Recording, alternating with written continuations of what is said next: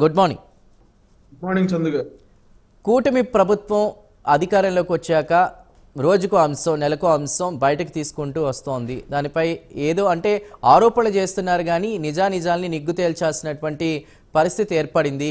పెద్దిరెడ్డి రామచంద్రారెడ్డి గారి విషయం కావచ్చు, జగన్మోహన్ రెడ్డి గారి విషయం కావచ్చు, విజయసాయి కావచ్చు, ఏది అయినా గత 5 ఏళ్లలో వైసీపీ ప్రభుత్వ హయాంలో భారీ స్థాయిలో కూడా భూ కబ్జాలు జరిగాయి, భూ బకాసులుగా వారు తయారయ్యారు అనేటువంటి ఆరోపణలు ఎదుర్కొంటున్నారు. దానిపై అంటే మీరు చూస్తున్నారు, దానిపై మీ కామెంట్ ఏంటి? అందరికీ నమస్కారం అండి. గడిచిన 5 సంవత్సరాలు చందు గారు వైఎస్ఆర్సీపీ ప్రభుత్వంలో చాలా రకాల ఇబ్బందులు జరిగినాయి రాష్ట్ర ప్రజలకి, రాష్ట్రానికి.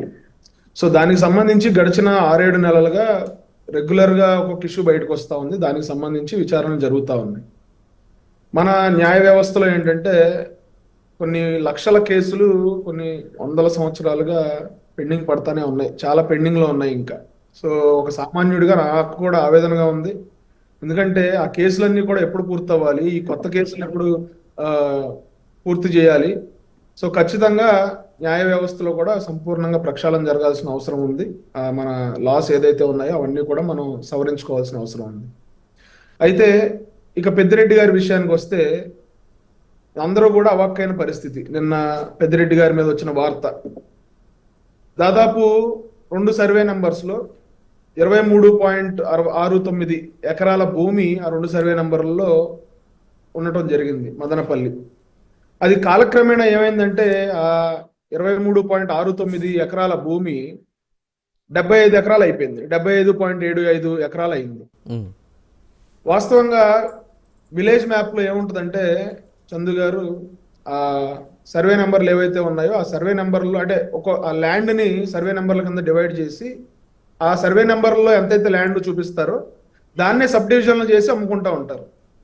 కానీ ఎక్కడా కూడా సర్వే నెంబర్లకి భూమి యాడ్ అయిపోవటం, వచ్చి కొత్తగా భూమి దాంట్లో వచ్చి జతపరచడం ఇట్లా ఏం జరగదండి. ఇక్కడ మనం చూస్తే ఎఫ్ఎంబిలో అంటే ఫీల్డ్ మేనేజ్మెంట్ బుక్లో 23.69 ఎకరాలు మాత్రమే ఉంది. కానీ కొన్ని సంవత్సరాలుగా చేతులు మారినప్పుడల్లా ఆ సర్వే నెంబర్లో సబ్ డివిజన్ రావటం, సబ్ డివిజన్ వచ్చిన తర్వాత కొడుకు నుంచి తండ్రికి వెళ్ళినప్పుడేమో ల్యాండ్ పెరగటం, మళ్ళీ ఇంకో సర్వే నెంబర్లో తండ్రి నుంచి కొడుకు వెళ్ళినప్పుడు పేరు మార్చినప్పుడు మళ్ళీ ల్యాండ్ విస్తీర్ణం పెరగటం ఇక్కడ మనం చూస్తూ ఉంటే ఖచ్చితంగా ఆశ్చర్యపోవాల్సిన విషయమే. దట్టు ఒక ఫారెస్ట్ ల్యాండ్లో మధ్యలో వీళ్ళకి పట్టాభూమి ఉందని చెప్తా ఉన్నారు.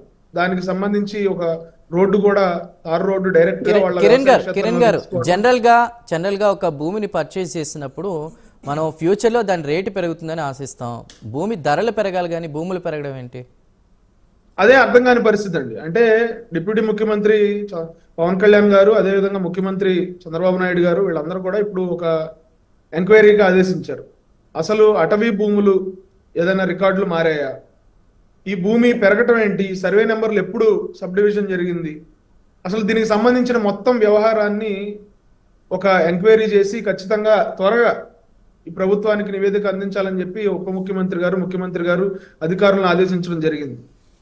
ఎందుకంటే ఈ వ్యవసాయ క్షేత్రం ఏదైతే 23.69 ఎకరాలు సర్వే నెంబర్లో చూపిస్తా ఉందో అది ఒక దగ్గర ఉంది. అదేవిధంగా ఈ ల్యాండ్ యాక్చువల్ వ్యవసాయ క్షేత్రం ఏదైతే ఉందో అది డిఫరెంట్ ప్లేస్లో ఉందని కూడా ఆరోపణలు వస్తూ ఉన్నాయి. వీటన్నిటిని కూడా నిగ్గు తేల్చాల్సిన అవసరం ఉంది. ఎందుకంటే నిన్న వార్తలు వచ్చాయి న్యూస్ పేపర్స్.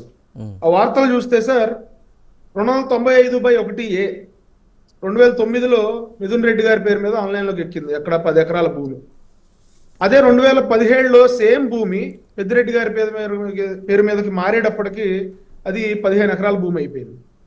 అదేవిధంగా 295/1C 2015లో పెద్దిరెడ్డి రామచంద్రారెడ్డి గారి పేరు మీదకి మే 26న ట్రాన్స్ఫర్ చేయడం జరిగింది. అదే భూమి 2017 అక్టోబర్ 24కి వచ్చేసరికి మిథున్ రెడ్డి గారి పేరు మీదకి మారింది. 15 ఎకరాలల్లా 21 ఎకరాలు అయిపోయింది. అంటే జస్ట్ పేర్లు మార్చుకుంటేనో, ఒకళ్ళ పేరు మీద నుంచి ఇంకొకళ్ళ పేరు మీదకి రిజిస్ట్రేషన్ మారితేనో భూమి పెరగడం ఏంటనేది ఇక్కడ ఎవరికీ అర్థం కాని పరిస్థితి. అదేవిధంగా ఒక చిన్న కొమ్మ నరికితేనో, లేకపోతే మన సినిమాల్లో కూడా చూస్తాం, ఒక తేనె బోట్లు అమ్మితే కేసులు పెట్టడం, లేదంటే ఒక చిన్న చెట్టు నరికితే 1,00,000 పర్మిషన్లు తీసుకోవాల్సిన పరిస్థితి ఉంటుంది. అటువంటిది ఒక లగ్జూరియస్ ఫామ్ హౌస్ ని అక్కడ నిర్మించుకుని అడవిలో చుట్టూతా ఫెన్సింగ్ వేసుకుని రిజర్వ్ ఫారెస్ట్ మధ్యలో వన్యప్రాణులకి సంచారానికి కూడా ఇబ్బంది కలిగించే పరిస్థితి. అదేవిధంగా అక్కడ ఏనుగుల సంచారం ఎక్కువ ఉంటుంది. ఈ ఫెన్సింగ్ వేయటం వల్ల ఇప్పుడు రిజర్వ్ ఫారెస్ట్ లో వాటి స్వేచ్ఛగా తిరిగే పరిస్థితి ఉంటుంది. ఉమ్. కానీ ఈ ఫెన్సింగ్ వేసేయటం వల్ల వాళ్ళకి ఎటెళ్లాలో, ఆ జంతువులకు ఎటెళ్లాలో దారి తెలియక పక్కనే ఉన్న పంట పొలాల్లోకి వచ్చి పంటలన్నీ నాశనం చేయటం కూడా మనం తరచూ వింటా ఉన్నాం. అయితే కానీ నా- కానీ కిరణ్ గారు, ఈ ఆరోపణలన్నింటినీ కూడా పెద్దిరెడ్డి గారు ఖండించారు. డిప్యూటీ సీఎం పవన్ కళ్యాణ్ కేవలం చంద్రబాబు గారి డైరెక్షన్లోనే ఆయన ఈ వ్యాఖ్యలు చేస్తున్నారని కూడా మాట్లాడారు. దాన్ని మీరు ఏ విధంగా చూస్తారు? సార్, ఇప్పుడు ప్రోటోకాల్ ప్రకారం ఆయన ఖండించాడు అంతే. ఇప్పుడు ఆయన ఖండించినంత మాత్రాన వాస్తవాలు అవాస్తవాలు అయిపోవు కదా. ఒక ఎంక్వైరీ వేశారు, ఎంక్వైరీలో అన్ని తేలుతాయి. పెద్దిరెడ్డి గారు చెప్పే నిజాలా, లేకపోతే ఆయన ఏదో కాగితాలు చూపించారు నిన్న ప్రెస్ మీట్ లో, ఆ ప్రెస్ మీట్ లో ఆ కాగితాలన్నీ ఎంక్వైరీ చేస్తారు. అధికారులు ఎంక్వైరీ చేసి రెవెన్యూ రికార్డ్స్ పరిశీలించి, ఫారెస్ట్ రికార్డ్స్ పరిశీలించి అసలు వాళ్ళకి పర్మిషన్ ఎవరు ఇచ్చారు, పర్మిషన్ ఎప్పుడు ఇచ్చారు, రికార్డ్స్ ఏం మార్చారు, రికార్డ్స్ తారుమారు చేశారా, ఇవన్నీ కూడా. అంటే అటవీ ఎక్స్టెంట్, ఇప్పుడు నాకు తెలిసి అయితే అటవీ భూమికి ఆనుకుని ఉంటాయి కానీ అటవీ భూమి మధ్యలో ప్రైవేట్ ల్యాండ్స్ అయితే ఉండవు నాకు తెలిసి. మరి రెవెన్యూకి సంబంధించిన వాళ్ళు దాని గురించి చెప్పాలి. కానీ అయితే వీటన్నిటినీ సంబంధించి ఇప్పుడు పెద్దిరెడ్డి గారు చెప్పారు కాబట్టి ఆయన చెప్పేవన్నీ నిజాలని అనుకోవడానికి ఏమీ లేదు. ఖచ్చితంగా విచారణలో అన్ని బయటకు వస్తాయి. అన్ని బయటకు Right, వచ్చిన right. రోజు ఇప్పుడు ఒక దొంగతనం చేసిన వ్యక్తి నేను దొంగతనం చేశానని చెప్పడు కదా. ఎంక్వైరీ చేస్తారు, విచారణ చేస్తారు, తర్వాత ఆ కేసు ముందుకు సాగుతూ ఉంటుంది. అయితే ఇక్కడ మనం పెద్దిరెడ్డి గారి బాధితులు ఒకళ్ళొకళ్ళు కూడా ఈ కూటమి ప్రభుత్వం వచ్చిన తర్వాత అందరూ బయటకు వస్తా ఉన్నారు. పొంగనూరులో కానీ మదనపల్లిలో కానీ కొన్ని ఎకరాల భూమి, కొన్ని వందల కోట్ల రూపాయలు విలువ చేసే భూమిని ఈ పెద్దిరెడ్డి గారి అనుచరులు కానీ, పెద్దిరెడ్డి గారికి సంబంధించిన లీడర్స్ కానీ, అక్కడ స్థానిక వైసీపీ నాయకులు కానీ పేద ప్రజల దగ్గర ఫోర్జరీ సంతకాలు పెట్టేసి కబ్జా చేసి, అదేవిధంగా దొంగ రిజిస్ట్రేషన్లు చేయించుకుని ఎక్కడో మదనపల్లిలో ఉన్న ల్యాండ్కి పులివెందుల్లో రిజిస్ట్రేషన్ చేసుకోవటం, అదేవిధంగా Right, ఫోర్జరీ right. సంతకాలు చేసుకోవటం కూడా, ఇవన్నీ చాలా కథనాలు వచ్చాయి. నేను Right, చెప్పేది Kiran. ఏంటంటే, నేను రిక్వెస్ట్ చేసేది కుటుంబ ప్రభుత్వానికి వీటన్నిటి మీద కూడా విచారణ జరగాలి.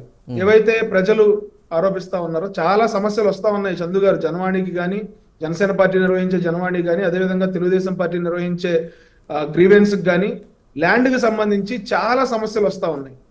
అంటే ఒక పేరు మార్చుకోవాలంటేనే చాలా ఇబ్బంది ఉంటుంది రెవెన్యూలో.